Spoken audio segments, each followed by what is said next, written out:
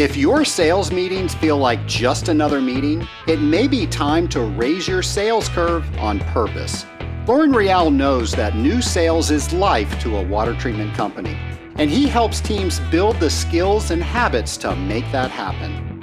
Using simple, real-world case studies from water treatment and collaborative discussions, Lauren shows salespeople and managers how to manage opportunities, ask better questions, and move prospects to decisions. He offers sales training, keynote talks at sales meetings and conferences, and consulting specifically for water treatment companies. Lauren is available to speak at your next water treatment sales meeting or conference, or work directly with your team in a training or consulting role.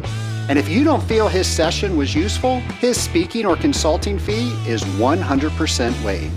Learn more by visiting scalinguph2o.com/realwater. Once again, that's scalinguph2o.com/realwater. Real sales training, real sales motivation, and real sales experience. That's Real Water. Life and business can feel chaotic when you're trying to do it all. That's where Andy Melton Coaching comes in. For nearly 2 decades, Dr. Andy Melton has helped high-achieving leaders find freedom in their time, relationships, finances, and purpose. His 90-minute strategic rhythm reset is more than a coaching session. It's a chance to redesign your week so you can get more done without burning out. You'll create a personalized rhythm blueprint that aligns your goals and priorities and walk away with a clear plan to focus your energy. Trade chaos for clarity and bring your dreams to life. To learn more and book your session, visit scalinguph2o.com/Andy Melton. Once again, that's scalinguph2o.com/ANDYMELTON.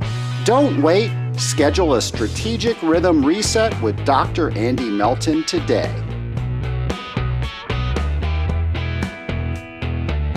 Welcome to the Scaling Up H2O podcast, the podcast where we scale up on knowledge so we don't scale up our systems. I'm your host, Trace Blackmore, certified water technologist. And nation, I absolutely love bringing these podcasts to you. I especially love bringing shows like we're bringing to you today because this is a Pinks and Blues episode. In fact, this is a special Pinks and Blues episode. On each and every episode, most of them, almost all of them, I ask you, what should we be talking about? Who should we be talking to? And so many of you out there have helped me with that request. And this entire show is based on that request. This entire show are questions from the nation, from you, asking about previous episodes and how you can continue that conversation even more. We've got 10 questions today. We're going to answer all 10 questions. You might even hear your question on the air. But before we read all of those, I just want to thank all the people that made this episode possible. And if you have a question and you haven't gotten that to me yet, super easy to do. Go to scalinguph2o.com, going over to our show ideas page. And then from that, you can let our team know exactly what it is that you want me to know, whether it's a question you have on the air, maybe it's a topic you want to hear on the air, maybe it is a guest you want to hear on the air. Whatever it is, go over to our show ideas page, let us know what that is, and then maybe someday I'll be answering your question on a special Pinks and Blues. Well, Nation, before we get started with those questions, I want to make sure that you have events on your calendar so you know exactly what is going on in the future so you can plan your calendar so you're always getting better information. You're able to network. You're able to solve new problems. And the first one we're going to talk about is the Water Pro Conference That is taking place September 14th through 16th in Phoenix, Arizona, and it is put on by the National Rural Water Association. We're going to have all the information that you're going to need to know if you're going to attend this conference by going to scalinguph2o.com and navigating over into our events page.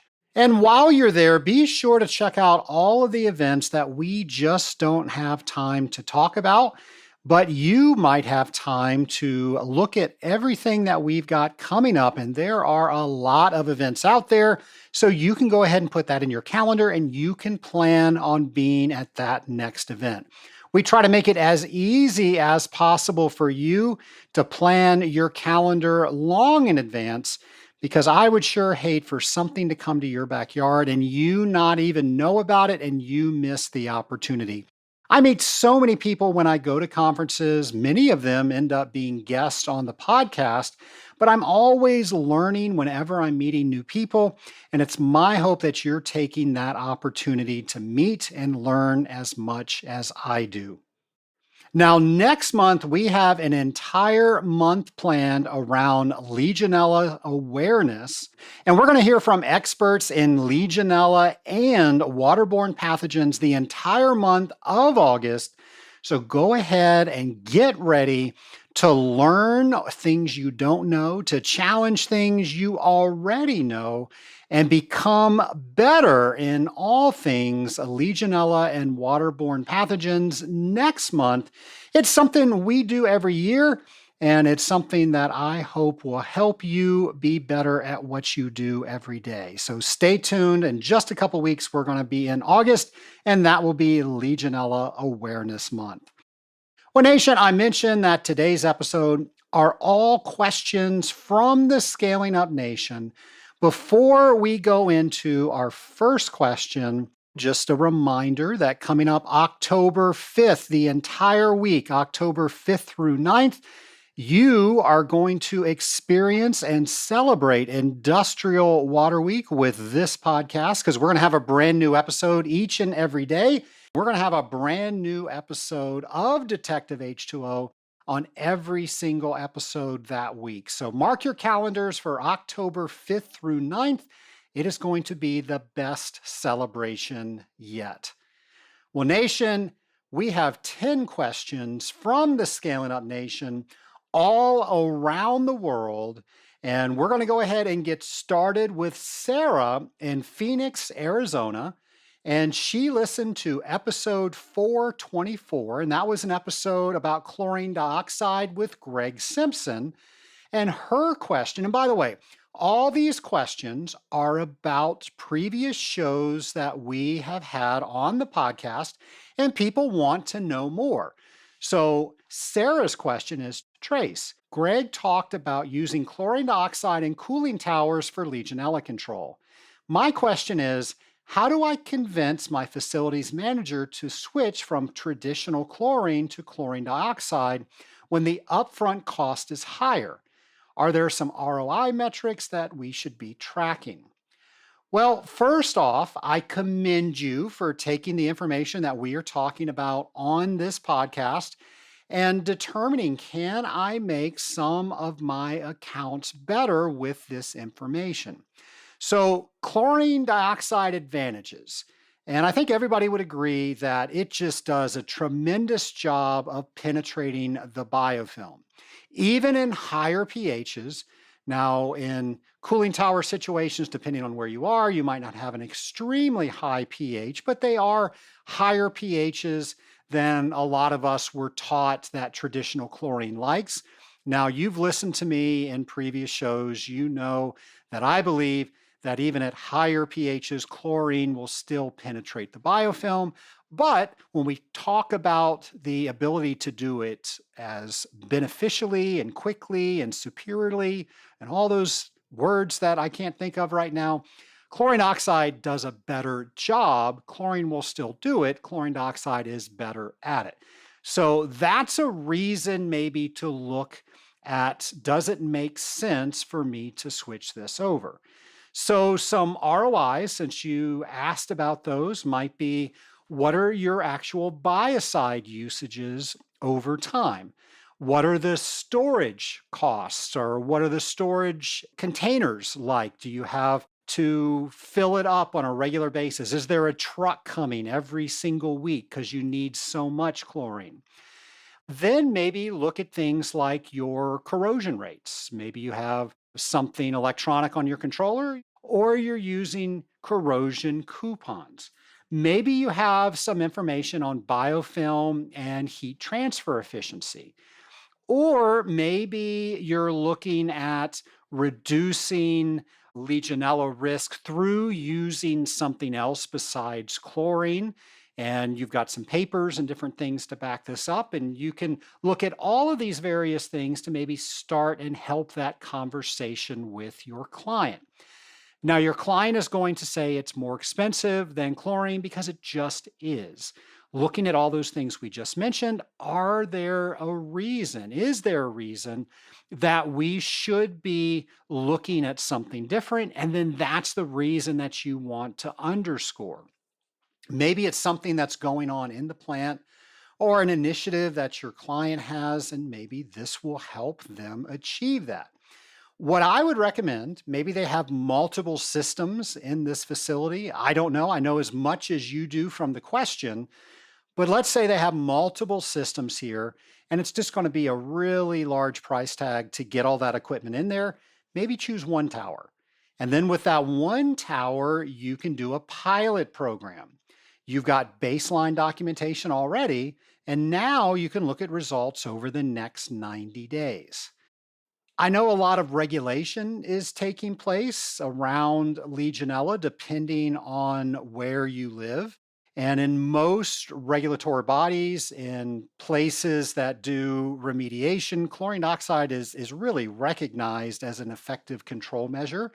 That might be a way to help you. Not to say you cannot do it with regular chlorine, but more and more places are using things in addition to regular chlorine. And then I would look at the total cost of owning this equipment, not just the cost of buying the equipment. What do I mean by that?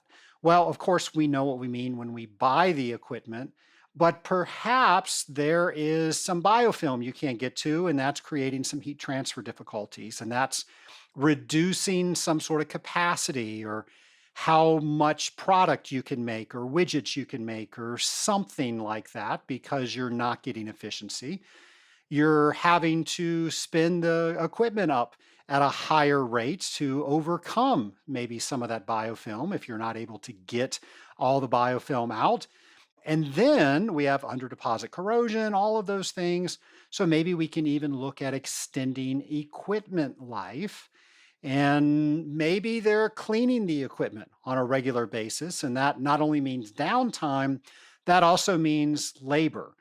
That also means that they have to get the equipment started all back up, treated properly, all the things that we have to do when we take equipment down and put it back online. So maybe all of that together might help you look at some other items that are not just the cost of owning the equipment, but some of the things that owning that equipment can help you with.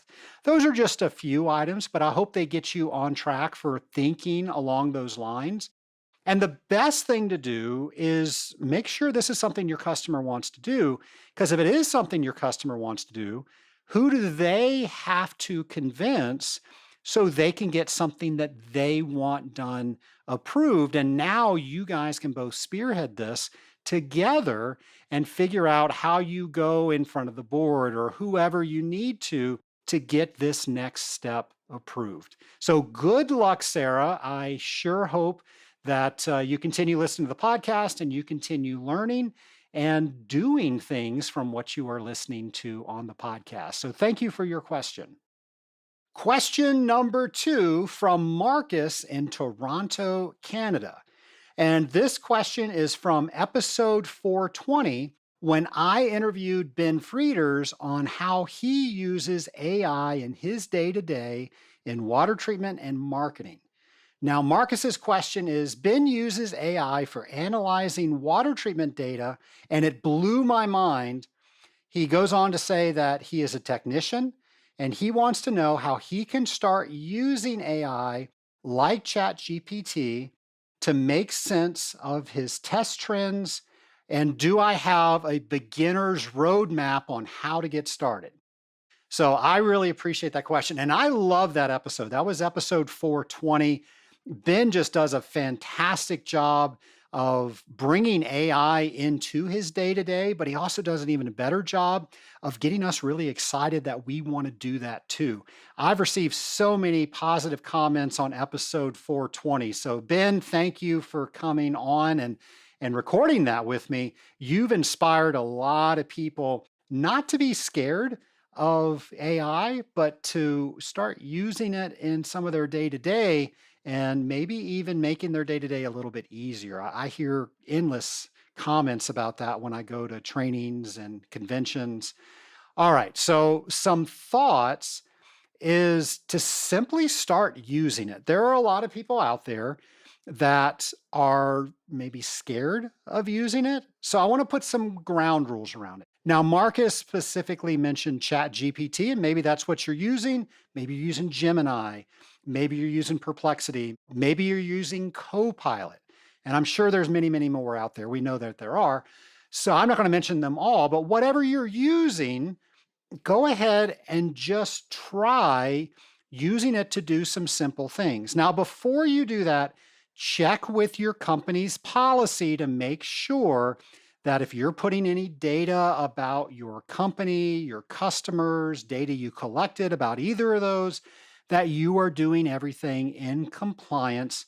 I would hate for you to get in trouble to try to better yourself and your customer and your company, and now you're violating one of those policies. So just make sure you ask around. Chances are you'll be fine, but you'll probably have some things that you are not permitted to put into an AI platform. So, whatever one it is, just go ahead and utilize this. Marcus specifically mentioned Chat GPT, but we're going to just talk about it very generically. So, what I would do is I would put in a script about what you know about this system and maybe even load in some of your service reports and tell it a little bit about the service reports. Maybe you can download some controller data. You can go ahead and put that in an Excel sheet and then upload that to your platform.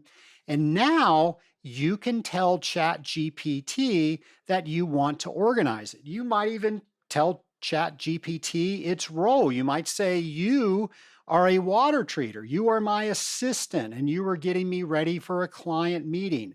And in this client meeting, these are the things that we're going to talk about. And this is the data that I want to reference. I want to be able to reference it in this way or that way. Or I want to look and see if there's any known trends. This is one of my favorite things to do with AI is put the data that we get from our accounts and ask it, do you see any trends here? And it's actually caught some that I missed and my team missed because they were so subtle. And it was every time something happened, we then saw something else happen. And we were able to then figure out that we could change a control setting, and that never happened anymore. So put all that information in there, ask it what it finds, and then just have fun with it. How would you correct this? And I'm going to tell you AI can be incorrect.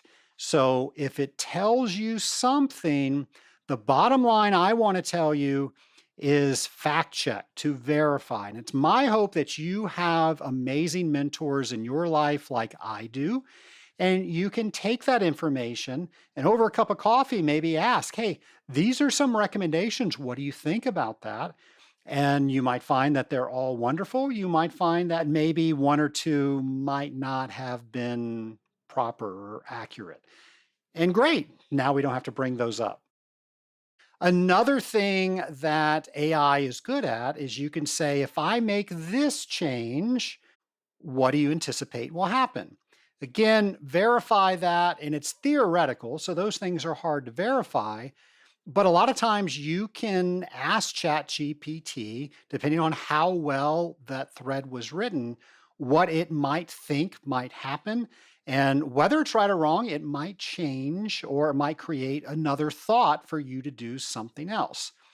You might also then experiment with some of the items that you come up with that.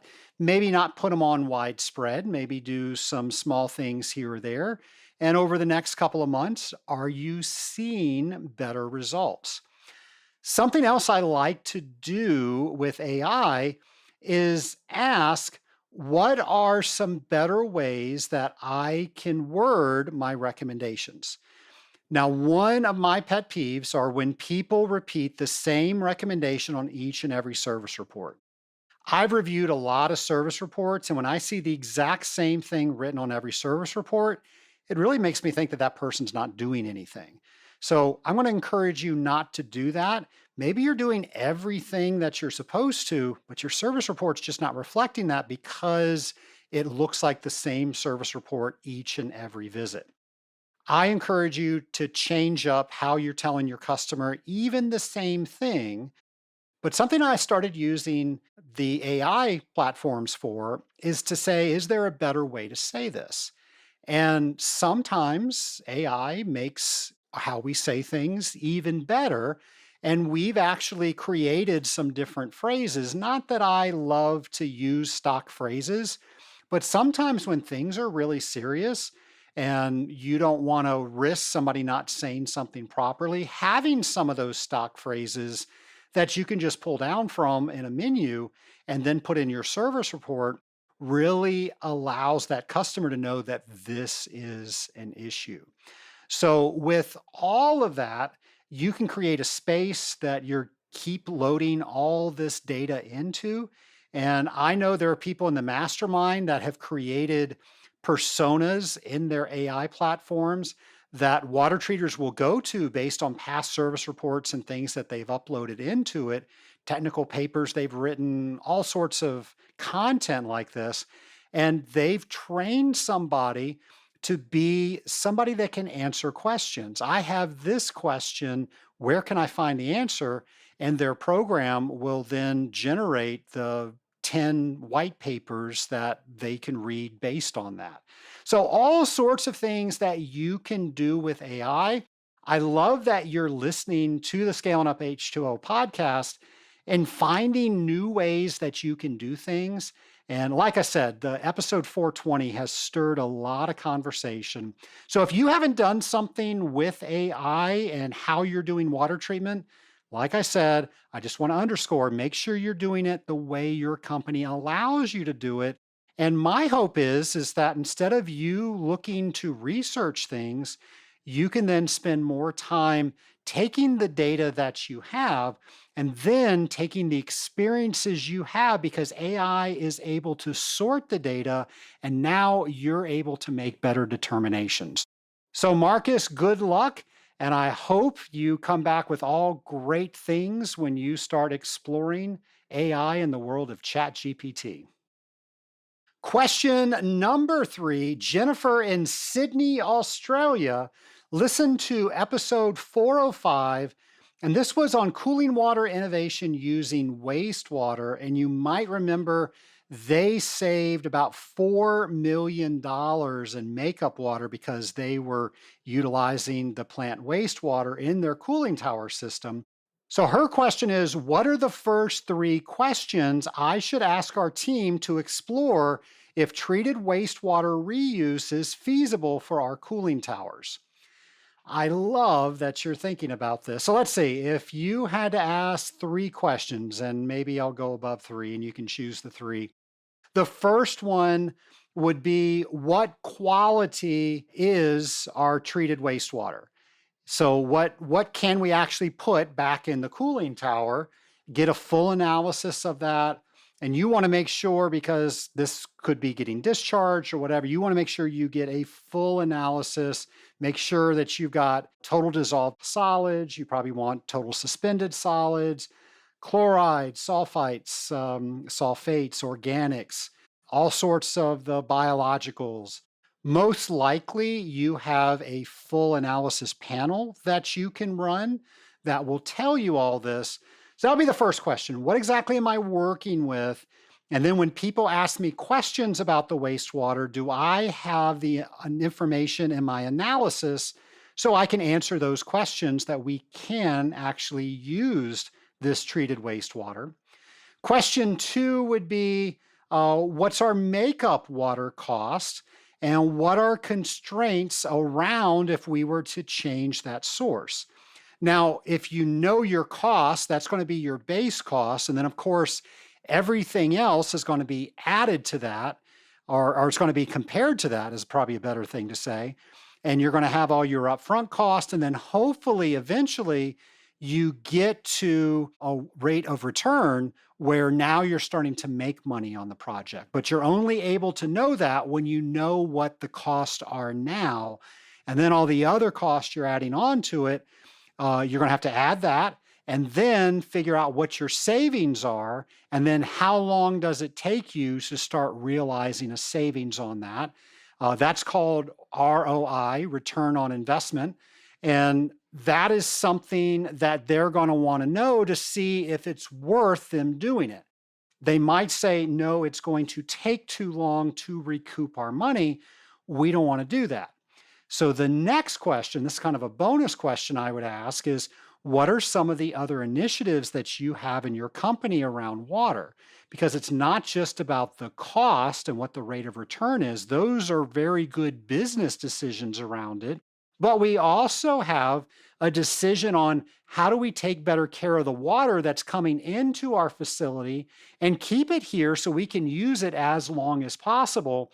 And there might be some sort of an initiative that they have that now this speaks directly to. And then you can't talk about anything without regulatory coming up. So the last question, or the third question, since you told me I had three, I kind of gave you four, but this would be number three. What regulatory bodies need to get involved with this, and what approvals do they need to make? What permits do you need? And you need to check local, state, maybe even federal, non-potable reuse. What are all the different areas that you need to look into, because you don't want to forget one or overlook one and then they fine you later because you didn't do that. So try to get with somebody who's in the know there. Maybe even our last question might help you with this. Maybe you can put that in AI and they can tell you some of the people that you need to be contacting and consider. So those are three questions. Some other things that come to mind is compatibility with your existing treatment. Are you going to create a bigger potential for corrosion or scale? We've talked on this podcast a lot about the four legs of water treatment, which is prevention of corrosion, scale, microbial fouling, and general dirt and debris. You're now introducing different water with different things in it. How is it going to affect your program? Not that you can't change your program, but you better think about it. And then, who are all the people that need to be involved in a decision like this? Operations, environmental regulatory, the water treatment people, procurement. Maybe there is some special committee there, making sure you have a list of all the players there, because when everybody comes together and they're thinking about the same outcome, one, everybody gets on the same team and they want that outcome, but now we're all rowing in the same direction and you don't have to worry about somebody coming to blindside you in the end. And the last thing that comes to mind is maybe you start off with a pilot instead of the entire program. And maybe you start out with a blended approach instead of an all or nothing approach. All right, way more than three questions. And I got to get going because we've got a total of 10 questions we're trying to get to. So, Jennifer, I hope this helps. And we're going to move on to our next question. And this is Tom in Manchester, UK. And he listened to episode 418. That was when our friend Mike Standish came on and he was talking about maleic acid corrosion inhibitors. And his question is, Mike mentioned carbon negative corrosion inhibitors. How do I test if switching to maleic acid based products will work with my existing program? Are there compatibility issues with traditional programs like phosphate programs? Well, the answer is there's always potential compatibility issues. So, how will I answer this and how I answer it so we can get to the other questions? Because I'm taking a really long time on the first ones. I would say don't just switch cold turkey. Don't switch altogether. Maybe work and do a transition plan. How do we kind of figure out how we're going to test this? How we're going to figure out if it works? What do we know about the system based on how it operated in the past? How do we continue to make sure it's operating properly? How do we not just look at the water? How do we look at the output of the system? Maybe it's energy transfer or heat transfer or capacity or something to make sure that the actual output that you're going for isn't changing, or if it is, it's changing for the better. As far as compatibility, so now you're mixing a new formula of your product. Always do that in the lab first. I know I've gotten in trouble out in our warehouse where we're blending something and I didn't do that. And now I made a several thousand-pound mess instead of a 1 pound or 3 pound mess in the lab. So always test in the lab, make sure things are going together properly. This is where you want to test your order of additions. It's always very interesting when you blend.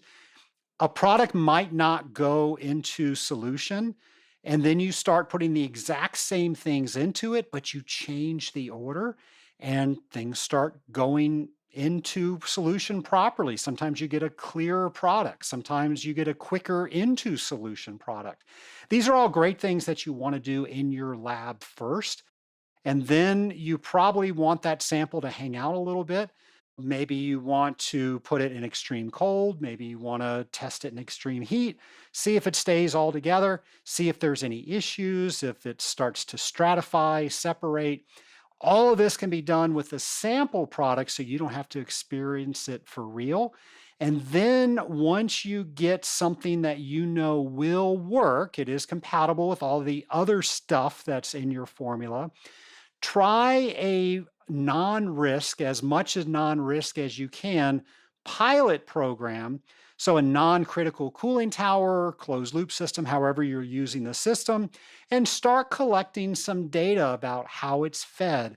Does it stay together in the field? Are there testing issues? All these various things you can test. Hang some corrosion coupons in the system, compare them with what's going on before, take pictures of system cleanliness, and then go back and make sure they stay that clean. Make sure you don't see anything starting to get more dirty. Just taking all the data that you've had in the past and then comparing that with that pilot program. And then the last thing I do, which would probably be your first thing that you should do, it's just I thought of it last, is do a cost comparison. You've got products that probably are working now. So if you're changing your formulation, there needs to be a good reason to do that. Maybe it's less expensive, which is a great reason in this economy to do something. But then, does it go together? Does it hold on the shelf? Does it dose properly? All the things we just talked about. Is there a cost reason to do that? Now, you might find it might be more expensive up front, but there's some reasons that save some cost in the middle or the back end. So all of those put together is what I would look at as you are looking at changing any formulation with any new raw material that's out there. Question 5 comes from my hometown here in Atlanta, Georgia. Allison of Atlanta, Georgia, listened to episode 446 and 447. You might remember those were back-to-back episodes. Both episodes were about culture index. The first one, 446, was with Danielle Semeka and Connor Parrish and how they use culture index in their company. And then on episode 447, we had Culture Index guru Randy Fargen come on and talk about all things Culture Index. We got a lot of positive feedback on both of those shows. Well, she writes in, I love the Culture Index episodes. My company is struggling with turnover. How do I pitch using Culture Index to my boss when they think personality assessments are just another fad? What is the business case to use Culture Index? Well, the fact that they are concerned about turnover, I think that's the number one thing that Culture Index helps with and can help you with. So lead with that, lead with turnover. Turnover is our most expensive item, probably on our budget sheet that we have never budgeted for. Because think of how expensive it is to get somebody trained up to where they are now. And then if they leave, we've got to get somebody else up to that spot, which means somebody else is training them. So where two people right now are working at their capacity, we're now taking it down to one person training another person, at best working in half capacity. Not to mention all the other things we have to do to train them. So if Culture Index can help make sure that we keep good people happy in our company, then that by far is a great reason to do it. Also, when you're hiring people, if you can keep one bad hire out of your company, how wonderful is that? Think of all the costs that go with a bad hire, the recruitment cost, the training cost. People don't feel that they're a good culture fit, so productivity goes down. Customer impact goes down. Maybe customers don't feel it's a good fit either, so they're not doing things that they should be doing because they don't like the individual. So this is a huge impact on our bottom line, and Culture Index is something that can help with that. Now, Culture Index isn't really a personality assessment, it's a behavioral assessment. It predicts job fit and how we can best find the right people for those jobs. So again, if we can match the right people to the right jobs and the people that are doing the jobs right now, making sure that we're communicating with them properly, we're giving them the tools that they need because now we understand their work styles a little bit better. Those are just all amazing reasons why you and your employer should look at Culture Index. Business angles that you can talk about, we already talked about better hiring decisions, improved team communication, which means reduced conflict, retention. So people will stay where they feel like they are fitting in, where they feel that their wiring and their job are fitting together. My advice would be to listen to episode 447 again and take Randy up on her offer. And she will tell you some amazing things about Culture Index. And she really knows the water treatment industry. She's worked with me and countless other companies. You heard about what she did with Connor and Danielle's team. She really knows this industry. And I think you would be really impressed to talk with her. And I'm sure that she would be happy to talk with your company and all the team leaders there to see if Culture Index is a good fit. I'm a little biased because I know it will do all these things. So I really hope that maybe the small investment that it will cost to get Culture Index into your company will really change in all the other costs that we are talking about today. Scaling Up Nation, we're going to take a quick break to hear from one of our sponsors. Small Business Matters Bootcamp is a practical, step-by-step online course that helps owners work on their business, not just in it. Led by my mentor and longtime small business coach, Tim Fulton, the bootcamp distills decades of experience into focused training on people, planning, marketing, and profitability so you can grow with more intention and less guessing. The online bootcamp gives you multiple modules and hours of video training you can watch on your schedule, plus tools you can immediately apply to your own business. This course also helps you train valuable employees to think like an owner, so you're not the only one carrying the weight of every decision. Whether you're tired of feeling stuck at the same revenue level, overwhelmed by wearing every hat, or just ready for a clearer game plan, this program is designed to help you build a stronger, more scalable business. To get the details and enroll, visit scalinguph2o.com/bootcamp. Once again, that's scalinguph2o.com/bootcamp. Small Business Matters Bootcamp. Grow your business, grow your leaders. A special thank you to all of our sponsors for their support. Now, let's get back to our interview. Question 6 comes from Dave in Calgary, Canada. We are doing an international question episode today.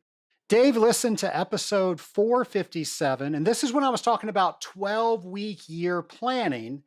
His question is, you talked about setting 3 to 5 goals in your first 12 weeks. I wrote down my goals, but 2 weeks after I wrote them down, I was already behind. How do you stay accountable when you work alone on a route most days?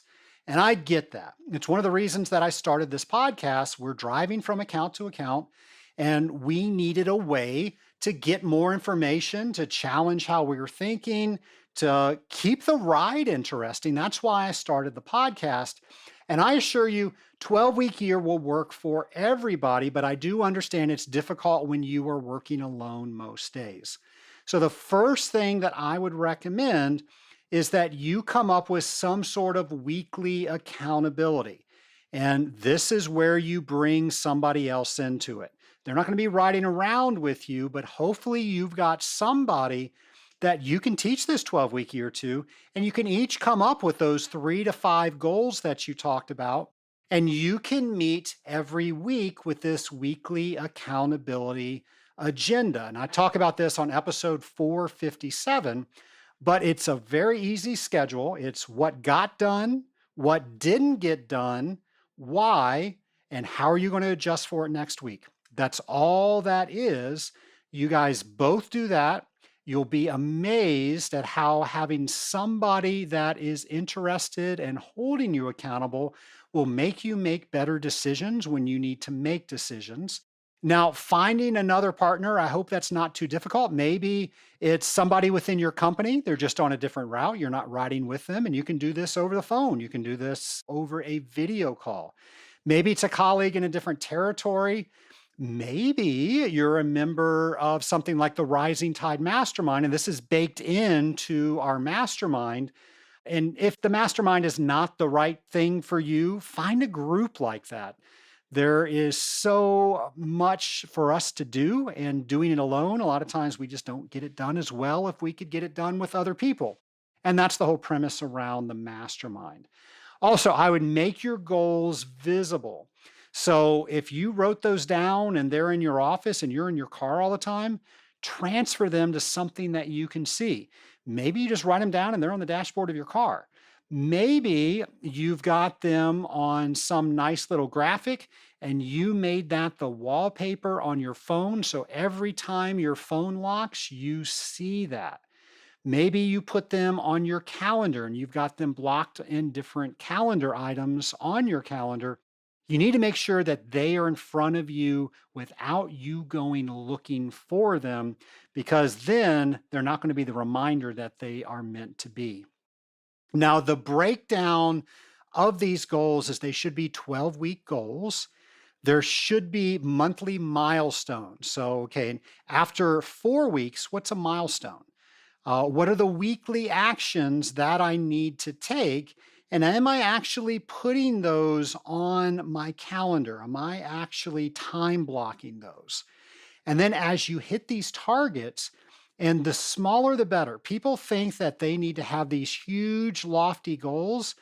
Folks, the smaller you can make them, the easier they are to push down. And when you push them down and you overcome them and you achieve them, celebrate them. Don't wait until the whole thing's done. That first thing that you did, celebrate it. Hopefully you celebrate it with your accountability partner. Maybe you have a snack or something that you like, and hey, that's your celebration. But take advantage of those wins it really changes how you perceive these as to dos, as something you have to do, to something that you want to do. So, and then the last thing I'll mention is track the lead measures. A lot of times we look at lag measures. I want to do this, and that is the only measure that we have. Well, whatever that is, there are a bunch of things that lead to that. Maybe it's customer calls, maybe it's documenting things, maybe it's writing so many paragraphs or pages a night.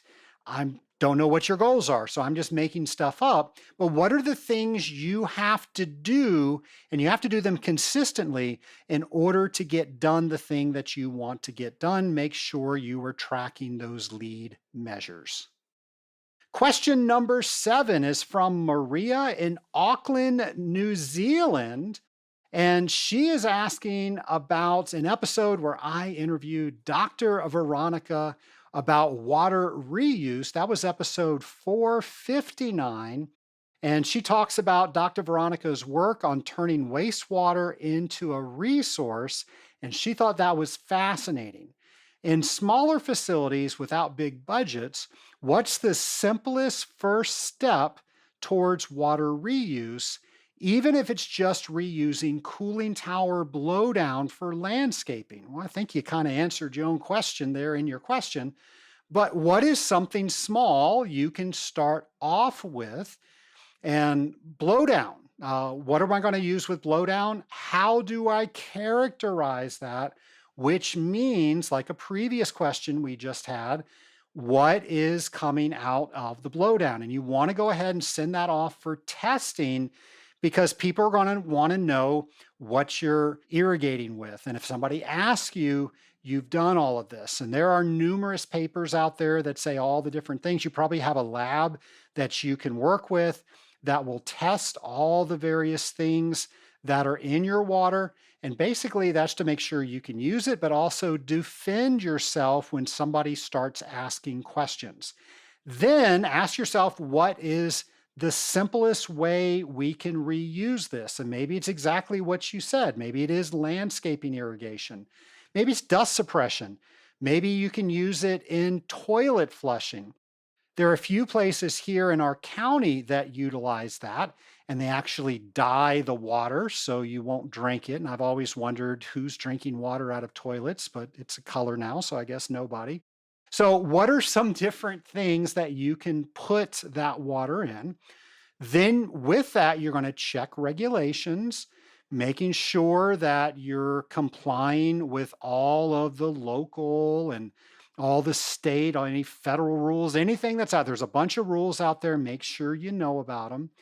And then if you are doing landscaping, look at plant tolerance. Maybe work with a landscape professional to make sure the higher TDS water is fine.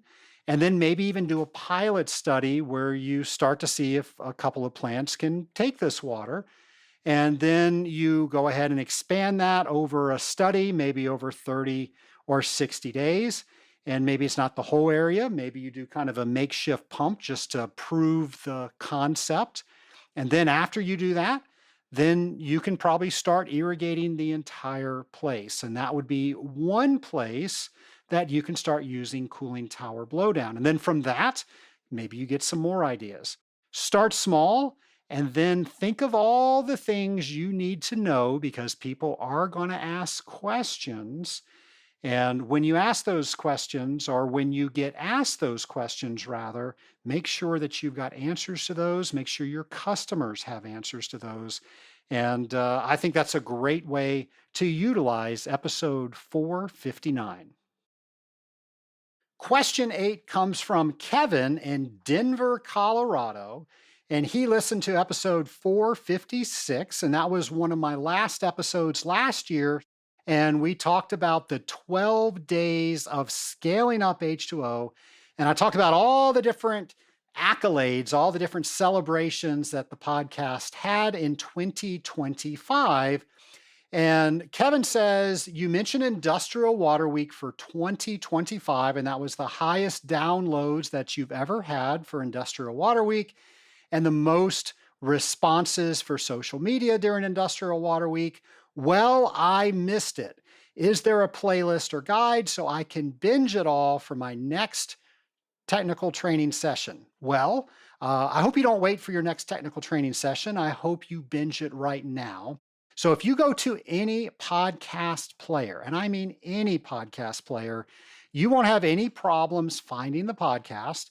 And then if you go to scalinguph2o.com, we've tried to split all the episodes up in ways that you can search for them very easily. You can put in Industrial Water Week and all those will come up. Now, I will tell you for 2025, Industrial Water Week was episodes 441 through 445. And we already talked about Industrial Water Week coming up for 2026. Mark your calendars if you didn't already for October 5th through 9th. And if you don't want to wait and you want to listen to 441 and 445 or through 445, just find your podcast player of choice and it will be on there. And then if you're going to use that in your tech training, maybe you're going to assign that with the team. Maybe you assign one episode per day per tech, and then they're in charge of leading that discussion. Now, I can't remember if we did them for Industrial Water Week. I don't think we did. But all the other episodes that we've had for almost 2 years have discussion guides. So as you are listening to different podcasts, if you want to bring that into your training, go ahead and download the discussion guides. And that is meant to help your training conversation. And hopefully all the people in your training class will listen this year for 2026 Industrial Water Week. Like I said, we're going to have a brand new Detective H2O on each one of those. And if you go to the webpage, in addition to all the ways you can search, the discussion guides, we've got our show notes on there. We've got transcripts on there. We have related articles and items that people mention on the podcast. So folks, there are so many resources on our webpage. Make sure you're utilizing all of that because you're really only getting half of the story if you're just listening to the podcast. And we're trying to help you get as much information from the podcast as possible. I have heard teams do lunch and learns with the discussion guide, so you don't have to wait for a technical training to do that. They do that on a regular meeting. They do it during lunch and learns, all sorts of stuff. So, Kevin, thank you for listening, and thank you for including the podcast in your trainings and in your day-to-day. Question 9 is from Lisa in Boston, Massachusetts. She listened to episode 474, and this was another Pinks and Blues questions from the nation. This time it was all about me. And I shared with you, I didn't know how that episode was going to go. I don't necessarily like talking about myself, but that's something I've got to get over because apparently the Scaling Up Nation wants to know me better. So I'm trying to embrace that. And one of the ways I tried to embrace that was putting that episode together. That was episode 474. Now, Lisa's question is in that episode, you mention your DBA journey, which is Doctors of Business Administration. She says, how has studying business administration changed the way you run your company or even how you approach technical problems in the field? I love that question. Well, a couple of things. One, I would say that strategic thinking and thinking about how I learned everything on my MBA program, how I'm learning new things with my DBA program. It allows me to look at things differently. And I do try to look at things differently and try to analyze them with all the tools that I've learned. And how are we running them as a system? How does one thing support another thing? Are things put together in a way that not only they support, they enhance the other thing? An example is we don't want to do more work on one thing that causes work on something else when we can maybe relieve some of the work on one thing, and that allows us to continue the work someplace else. So how does everything fit together? I really look at that think I've always looked at that, but I've been taught in several things that I've read and written that really allow me to look at that. I try to base my decisions on data. So we've already talked in this episode about metrics and KPIs. So, how do we look at what data we have to figure out where the data is going to take us? And if we don't like that, how do we change that? How do we create data to make sure that change is going where we want it to change? I would also say, when is it time to lead? And when is it time to just do it? So, leadership versus maybe using my years of experience in this industry. And do I need to coach somebody? Or does it just make sense for me to get out in the field, get the information myself, and then from that point, then maybe teach something or change something? So there's a combination, and I don't know how to answer that. And I think it's different with everything that you have to be challenged with. Sometimes it makes sense to coach somebody to do it. Sometimes it makes sense for you just to do it yourself and then do something afterwards. I would say scalability was really challenged in both my MBA and my DBA. And, how do we make sure that a business is going to survive when the people that created it are not around anymore? How do we make sure that processes aren't dependent on just one or a few people? They're actually systems that support each other. And how do we make sure that all of those things are like I said, supporting each other, are working together? I'm trying to think what else I can think about. I would say new perspectives. I've learned a lot. I learned a lot about tools with my MBA. I've learned a lot about writing and thinking academically and as a researcher with my DBA. And I have brought all of those things to the podcast and thinking about leadership and culture and how do I share some of the business items that I've learned that I've shared on this podcast. And there's lots more that I intend to share. So, all of those things are really how I'm using my DBA journey to run the company, to run the podcast. And also, I'm hoping that it creates a model where I just didn't stop learning at my CWT. And I think the CWT is the highest recognition somebody in this industry can receive. And you should be super, super proud and tell everybody that will listen, and even the ones that won't, about your CWT. However, you got to move on besides that. So, how do you keep growing? And it's my hope by getting my doctorate in business that that is a model to continue learning. Now, another question I can hear somebody asking is, what are you going to do after that? Well, let me get through this first and we'll figure out what's next. But I will say this is one of the more challenging things that I have ever done. And it's also been one of the more rewarding things. I feel that I have grown as a student more than any other program. And because of that, I can write better. All the people on this podcast that listen to me might argue with me, but I think I can talk better. I can think better because of the things that I'm learning in this program. All right, folks, my last question, question number 10. I told you we had 10 questions from the audience all around the world. So, question number 10, this is from Robert from Dublin, Ireland, and he listened to episode 422, and that was done last year, and it was when the president of AWT, he came on and announced that the AWT and the Scaling Up H2O podcast formed a partnership, and AWT looked at the Scaling Up H2O podcast as the official podcast of AWT, and that was awesome. Here is Robert's question.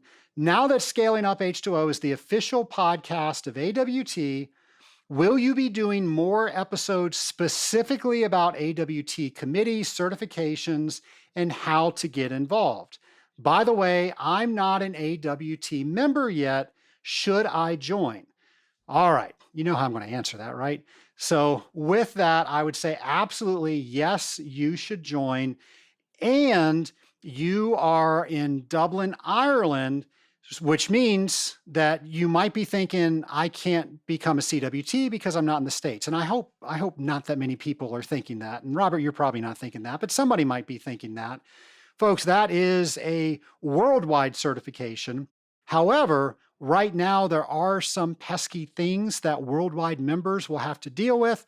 And I'm not sure that all questions are in metric. So you might have to learn some conversions on that. There are some regulations that deal with here in the States. So you might have to learn some of that stuff. I have heard that the committee is working on helping with some of that stuff. But for now, those are some of the things that you're going to have to deal with. I promise I know lots of people that are outside the United States that really get a lot of mileage out of, I'm sorry, kilometerage, is that right? Since we're talking metrically, out of their CWTs. So even with those little hiccups, it is well worth it.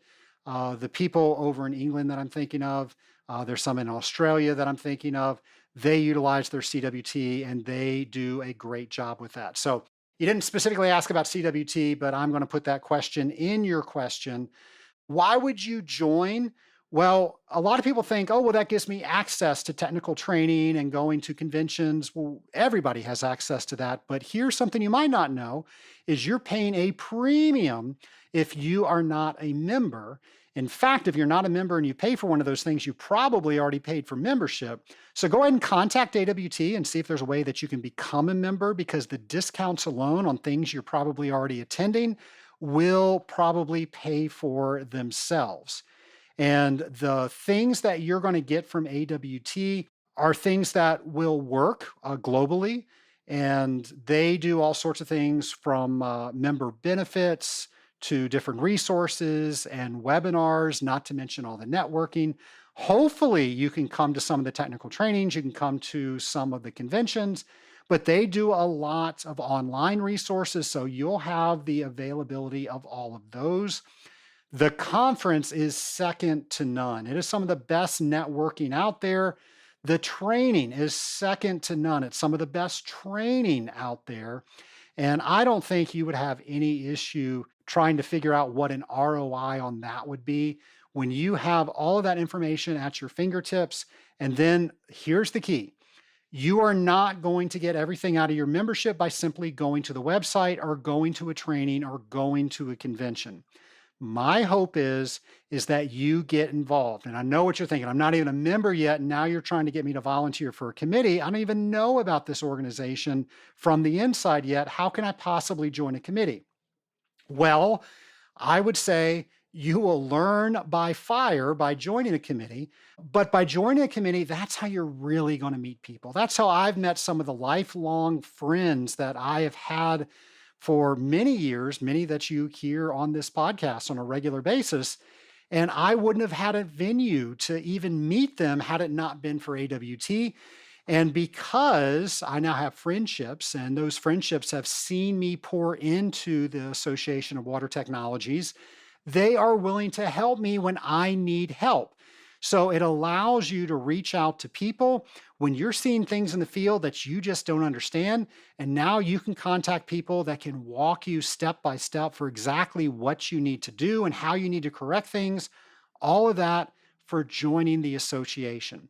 Now, maybe you're listening to this podcast and you treat a different type of water that I do, and that's fine. Maybe there's another organization out there.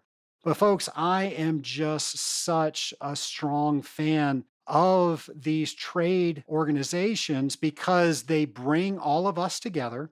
They normally help us get things done we're trying to do, whether that's through regulations or documents or what have you. They understand our issues. They're listening to us to figure out what our issues are so they can help solve them. So now they're creating a reason that we have to renew every single year. And they allow us all to come together so we can work together. So there's so many reasons out there. So Robert, I hope that was at least enough reasons for you to give the AWT a call. and talk about membership. And like I said, if you're not like Robert and you don't treat the same kind of water that he does, maybe there's another organization that you can take the same advice to and give them a call. Nation, 10 listeners, multiple episodes all over the globe got back to me through going to scalinguph2o.com, going over to our show ideas page. They gave me questions, and I was able to create an entire show around these questions. So thank you, all 10 of you. And for everybody else out there, maybe I haven't gotten to your questions yet, but I will. And maybe I haven't gotten to your question because you haven't asked it yet. And if that's you, go ahead and ask it. Go to scalinguph2o.com, go over to our events page, and let me know what your question is there. And I will try to put a show together like this one. I love these shows. I love hearing from you. You can't understand how delighted I am to do a show like this. So thank you for your questions today. Thank you for listening to this episode. And we're going to have a brand new episode for you next Friday. Take care, folks. Collaborate and thrive. At the Rising Tide Mastermind, collaboration is key. Work alongside like-minded professionals who are eager to share insights and strategies. Together, we achieve more. Join us and experience the power of collaboration.